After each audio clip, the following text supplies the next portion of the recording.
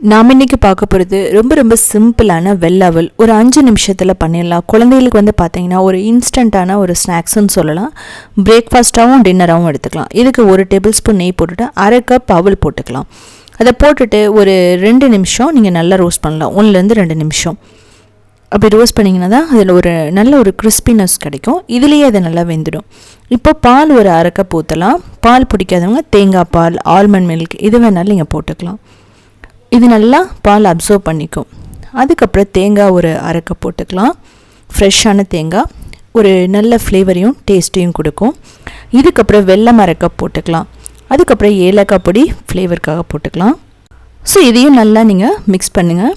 வெல்லம் உருகி அந்த அவலோடு சேர்ந்து நல்லா வேகும். அந்த அவல் பார்த்திங்க அப்படின்னா அந்த வெல்லத்தோட ஸ்வீட்னஸை அப்சர்வ் பண்ணிக்கும். அவ்வளோதான். இதுக்கு பெருசாக எதுவும் தேவையில்லை. கொஞ்சம் நட்ஸ் வந்து போட்டுடலாம். பாதாம், பிஸ்தா, முந்திரி, திராட்சை கூட நீங்கள் போட்டுக்கலாம். அப்படியே வந்து நம்ம என்ன பண்ணலான்னா இன்ஸ்டண்ட்டாக குழந்தைகளுக்கு கொடுக்கலாம் ஈவினிங் வரும்போது. ஸோ இது வந்து பார்த்திங்க அப்படின்னா கிருஷ்ண ஜெயந்தி, அதுக்கப்புறம் விநாயகர் சதுர்த்தி, தமிழ் நியூ இயர் எல்லாத்துக்குமே நீங்கள் செய்யலாம். எல்லா ஃபெஸ்டிவலுக்குமே இன்ஸ்டண்ட்டாக நம்ம செஞ்சு கொடுக்கலாம். ஸோ இதே மாதிரி நிறையா இன்ஸ்டண்ட்டான ரெசிபீஸ் வேணும்னா நீங்கள் உத்தமி கிச்சனை ஃபாலோ பண்ணலாம். அது மட்டும் இல்லாமல் க்ரியேட்டிவ் வேர்ல்டுன்னு இன்னொரு சேனல் இருக்குது. க்ரியேட்டிவ் வேர்ல்டில் 1800 ரெசிபீஸ் போட்டிருக்கோம். ஸோ பார்த்துட்டு கமெண்ட் பண்ணுங்கள்.